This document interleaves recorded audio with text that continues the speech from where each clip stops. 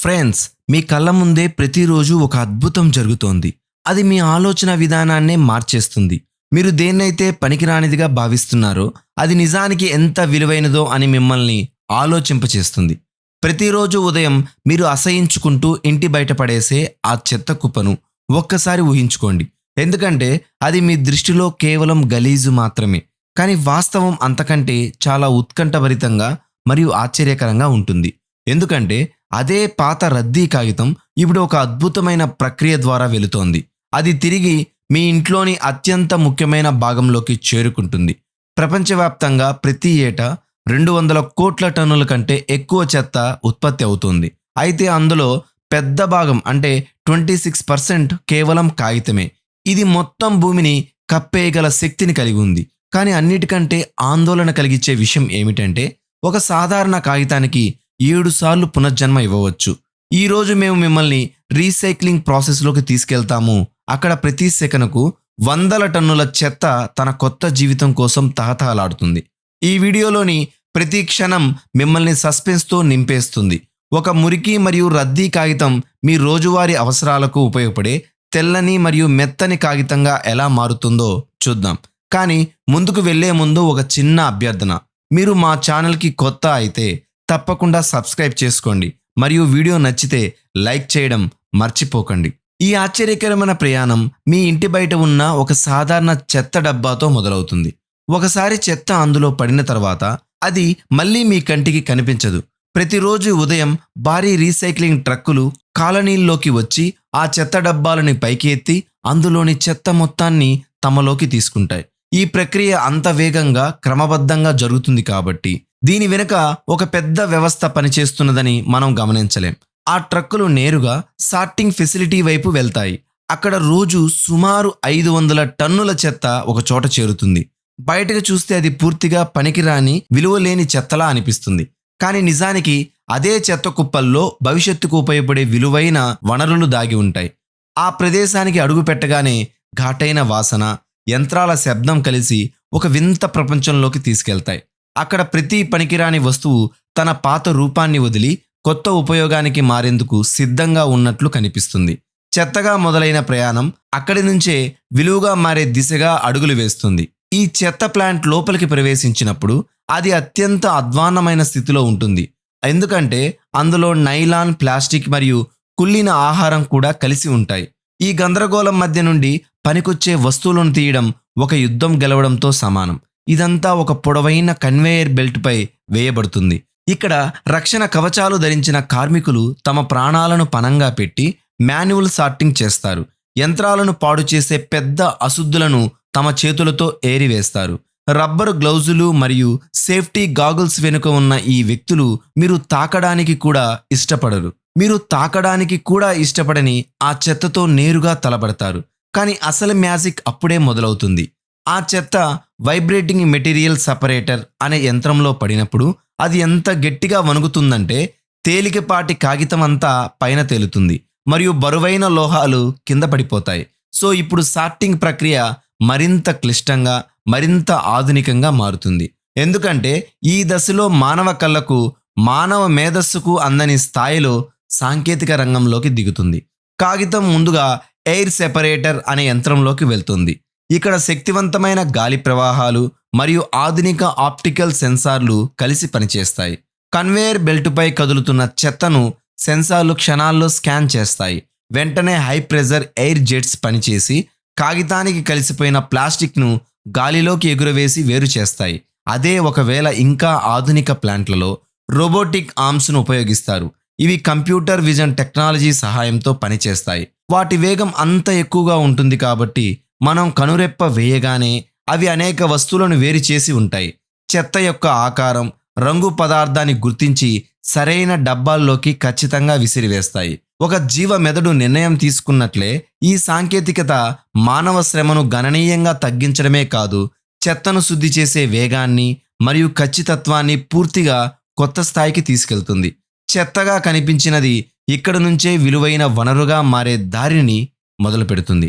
అయితే ఇప్పుడు కాగితం పూర్తిగా శుభ్రమైన తర్వాత దాన్ని ఒక భయంకరమైన ఇండస్ట్రియల్ ష్రెడర్ లోపలికి పంపిస్తారు. ఈ యంత్రంలో ఉన్న ఇనుప బ్లేడ్లు కాగితంలోని ప్రతి పేజీని సెకన్లలో వేల కొద్దీ సన్నని పట్టీలుగా చింపివేస్తాయి. అక్కడ కేవలం కాగితపు కొండ మాత్రమే మిగులుతుంది. దీని తర్వాత బేలింగ్ ప్రక్రియ మొదలవుతుంది. ఒక భారీ బుల్డోజర్ ఈ కత్తిరించిన కాగితాలను ప్రెస్సింగ్ ఛాంబర్లోకి నెడుతుంది. అక్కడ ఎంత భారీ ఒత్తిడి వేయబడుతుందంటే ఆ కాగితపు ముక్కలు ఒక గట్టి ఇటుక లాంటి బ్లాక్గా మారిపోతాయి. ఒక్కో బ్లాక్ బరువు 1800 కిలోల వరకు ఉంటుంది. అటువంటి ఒక బ్లాక్ 10,000 కంటే ఎక్కువ టాయిలెట్ పేపర్ రోల్స్ను తయారు చేయగల సామర్థ్యాన్ని కలిగి ఉంటుంది. ఇప్పుడు ఈ భారీ బ్లాక్లను ట్రక్కులపై ఎక్కించి వాటి రూపురేఖలే మారిపోయే ఫ్యాక్టరీకి తరలిస్తారు. ఫ్యాక్టరీ తలుపులు తెరుచుకోగానే ఈ కాగితపు బ్లాక్లను ఒక రాక్షసుడి కడుపులా కనిపించే భారీ యంత్రంలోకి పంపిస్తారు. అక్కడే కాగితానికి రెండో జీవితం మొదలవుతుంది. ఈ యంత్రంలో కాగితాన్ని నీటితో ఒక ఖచ్చితమైన నిష్పత్తిలో కలుపుతారు. ఒక వంతు కాగితం 10 వంతుల నీరు. ట్యాంక్ అడుగున అమర్చిన శక్తివంతమైన ఎజిటేటర్ అత్యంత వేగంగా తిరుగుతుంది. దాని గిరాకీ 1000 నుంచి 10,500 ఆర్పిఎం వరకు ఉంటుంది. ఆ సుడిగుండం బలం అంత ఎక్కువగా ఉంటుంది కాబట్టి కాగితంలోని ప్రతి నూలు విడివిడిగా చెదిరిపోతుంది. చివరికి అక్కడ మిగిలేది గట్టిగా చిక్కటి ద్రావణం మాత్రమే. ఈ దశలో ప్రత్యేకమైన రసాయనాలు మరియు డీ ఇంకింగ్ కాంపౌండ్స్ కలుపుతారు. ఇవి పాత కాగితంపై ఉన్న సిర, గ్లూ వంటి మలినాలను నెమ్మదిగా వేరు చేస్తాయి. కొద్దిసేపట్లోనే మురికిగా కనిపించిన రద్దీ కాగితం తన పాత గుర్తింపును పూర్తిగా కోల్పోతుంది. అరగంట నుంచి గంటలోపు అదే చెత్తగా భావించిన కాగితం ఒక శుభ్రమైన మెత్తని తెల్లటి పేస్ట్గా మారుతుంది. అది ఇక రద్దీ కాదు, తన కొత్త జీవితం మొదలుపెట్టే తొలి శ్వాస అదే క్షణంలో తీసుకుంటుంది. ఇప్పుడు ఈ ద్రావణంలో 95% కేవలం నీరే ఉంటుంది. దాన్ని తీసివేయడం చాలా ముఖ్యం, లేకపోతే కాగితం ఎప్పటికీ బలంగా మారదు. దీనికోసం దీన్ని డీవాటరింగ్ సిస్టంలోకి పంపిస్తారు. అక్కడ పెద్ద పెద్ద రోటరీ డ్రమ్స్ నిరంతరం తిరుగుతూ తమ జల్లెడ సహాయంతో ఆ గుజ్జును పీల్చుకుంటాయి. అదనపు నీరంతా కిందకి పడిపోతుంది మరియు పైన కాగితపు తడి పొర మిగులుతుంది. దీని తర్వాత ఈ పొర స్టీల్ రోలర్ల మధ్య నుండి వెళ్తుంది. ఈ రోలర్లు విపరీతమైన ఒత్తిడితో వ్యతిరేక దిశలో తిరుగుతాయి. ఈ రోలర్ల పని కేవలం ఆకారం ఇవ్వడమే కాదు, ఆ పొరను ఎంత సన్నగా చేస్తాయంటే దాని మందం కేవలం 15 నుండి 20 మైక్రాన్లు మాత్రమే ఉంటుంది. ఈ ప్రక్రియ ఎంత వేగంగా జరుగుతుందంటే కొన్ని సెకండ్లలోనే ఆ చెత్త ఒక పొడవైన పేపర్ షీట్ రూపంలో దాల్చుతుంది. సో ఈ సన్నని షీట్ పూర్తిగా తయారైన తర్వాత దీన్ని క్యాలెండర్ సిస్టమ్ లోపలికి పంపిస్తారు. అక్కడ దాని ఉపరితలం ఎంత మృదువుగా మరియు మెరిసేలా చేయబడుతుందంటే అది ఒక విలువైన వస్త్రంలా అనిపిస్తుంది. దీని తర్వాత ఈ కాగితాన్ని 1 మీటర్ కంటే ఎక్కువ వ్యాసం కలిగిన భారీ రీల్స్పై చుడతారు. ఒక్కో రీల్లో 1000 మీటర్ల పొడవైన కాగితం ఉంటుంది. ఈ రీల్ నిండిన తర్వాత క్రేన్ సహాయంతో దాన్ని దించి కటింగ్ లైన్ వైపు పంపిస్తారు. కానీ ఇంకా ఒక ముఖ్యమైన వస్తువు తక్కువైంది. అది లేకపోతే ఈ రోల్ ఎప్పటికీ నిలబడలేదు. కాగితపు రోల్ యొక్క బలమైన గుండె కార్డుబోర్డు కోర్. టాయిలెట్ పేపర్ మధ్యలో ఉండే కార్డుబోర్డు కోర్ను తయారు చేయడం కూడా ఒక కళే. ఇది కూడా పునర్వినియోగం చేయబడిన కార్డుబోర్డు నుండే తయారవుతుంది. కార్డుబోర్డు పట్టీలను ఒక స్టీల్ రాడ్ చుట్టూ చుట్టి ఒక ప్రత్యేకమైన గమ్ సహాయంతో అవి భారీ ఒత్తిడిని తట్టుకునేలా బలంగా తయారు చేస్తారు. ఈ పైపులు ఆరిపోయిన తర్వాత ఒక ఆటోమేటిక్ కటింగ్ మిషన్ను వాటిని 9 నుండి 11 సెంటీమీటర్ల ముక్కలుగా కత్తిరిస్తుంది. ఈ చిన్న కోర్లు ఇప్పుడు ఆ మెత్తని తెల్లని కాగితాన్ని తమపై చుట్టుకోవడానికి సిద్ధంగా ఉన్నాయి. సో ఇప్పుడు ఈ కార్డుబోర్డు కోరు నిమిషానికి 3000 సార్లు తిరిగే షాఫ్టుపై ఉంచబడుతుంది. ఆ భారీ పేపర్ రీల్ నుండి కాగితం ఇప్పుడు ఈ చిన్న కోర్లపై విద్యుత్ వేగంతో చుట్టుకోవడం మొదలవుతుంది. ఈ దృశ్యం మీ కళ్ళకు అద్భుతంగా కనిపిస్తుంది. రోల్ నిర్ణీత పొడవు చేరుకోగానే యంత్రం దాన్ని కత్తిరించి చివరలో కొంచెం గమ్ రాస్తుంది. ఆ తర్వాత ఇవి కన్వేయర్ బెల్ట్పై హై స్పీడ్ కటింగ్ మిషన్ వైపు వెళ్తాయి. అక్కడ అల్ట్రా షార్ప్ బ్లేడ్ వాటిని చిన్న ముక్కలుగా కత్తిరిస్తుంది. ప్రతి కట్ ఎంత ఖచ్చితంగా ఉంటుందంటే 1 మిల్లీమీటర్ తప్పు కూడా ఉండదు. యంత్రాల మాయాస్పర్శ మరియు రక్షణ కవచం.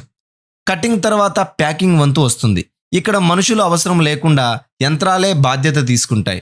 ఒక పారదర్శక ప్లాస్టిక్ ఫిల్మ్ రోల్ చుట్టూ చుట్టబడుతుంది మరియు హీట్ సీలింగ్ మిషన్ దాని అంచులను సీల్ చేస్తుంది. ఇది కాగితాన్ని దుమ్ము, తేమ మరియు బ్యాక్టీరియా నుండి కాపాడే రక్షణ కవచం. చివరగా రోబోటిక్ చేతులు ఈ ప్యాక్లను ప్యాలెట్స్ పై ఒక క్రమ పద్ధతిలో అమర్చుతాయి. ఈ రోబోట్లు ఎంత స్మార్ట్ అంటే ఏ ప్యాక్ ఎక్కడ పెట్టాలో వాటికి తెలుసు. ఇప్పుడు ఈ సరుకు ట్రక్కుల్లో నింపి మార్కెట్లకు పంపడానికి సిద్ధంగా ఉంది. సో ఫ్రెండ్స్, రీసైక్లింగ్ యొక్క ఈ అద్భుత సాంకేతికత మన దేశమైన భారత్కు ఒక గొప్ప పాఠం మరియు బంగారు భవిష్యత్తుకు మార్గం. జనాభా ఎక్కువగా ఉన్న మన దేశంలో ప్రతిరోజు నగరాల నుండి కాగితపు చెత్త కొండల్లా పేరుకుపోతుంది. మన దగ్గర ఉన్న రద్దీ వల్ల సాంప్రదాయ పద్ధతి ప్రపంచానికే ఒక ఉదాహరణ. కానీ ఇప్పుడు దీన్ని ఆధునిక యంత్రాలు మరియు రోబోటిక్ సాంకేతికతో జోడించాల్సిన సమయం వచ్చింది. మనం కూడా ఇటువంటి ఆధునిక రీసైక్లింగ్ యూనిట్లను ఏర్పాటు చేస్తే అడవులను రక్షించడమే కాకుండా చెత్త కొండలను శాశ్వతంగా తొలగించవచ్చు. ఇది మన ఆర్థిక వ్యవస్థను బలోపేతం చేస్తుంది మరియు రాబోయే తరాలకు పరిశుభ్రమైన పచ్చని వాతావరణాన్ని అందిస్తుంది. టాయిలెట్ పేపర్ వంటి సాధారణ వస్తువు వెనుక ఉన్న ఈ ప్రయాణం మన సౌకర్యాల కోసం ప్రకృతి ఎంత మూల్యం చెల్లిస్తుందో గుర్తు చేస్తుంది. ప్రతి ఏటా ప్రపంచవ్యాప్తంగా 1.5 కోట్ల హెక్టార్ల అడవులు కేవలం కాగితం తయారీ కోసమే నరికివేయబడుతున్నాయి. కానీ రీసైక్లింగ్ అనేది ఈ వినాశనాన్ని ఆపగల ఒక ఆశ. చెత్తబుట్ట నుండి మొదలై మీ ఇంటికి చేరుకునే ఈ మాయా ప్రయాణం మనిషి అనుకుంటే చెత్తను కూడా సంపదగా మార్చగలడని నిరూపిస్తుంది. ఈ సమాచారం మీకు నచ్చితే కామెంట్లలో తెలియజేయండి. వీడియోని లైక్ చేయండి, షేర్ చేయండి మరియు మా ఛానల్ను సబ్స్క్రైబ్ చేయడం మర్చిపోకండి. మరో అద్భుతమైన కథతో మళ్ళీ వీడియోలో కలుద్దాం. అంతవరకు జై హింద్.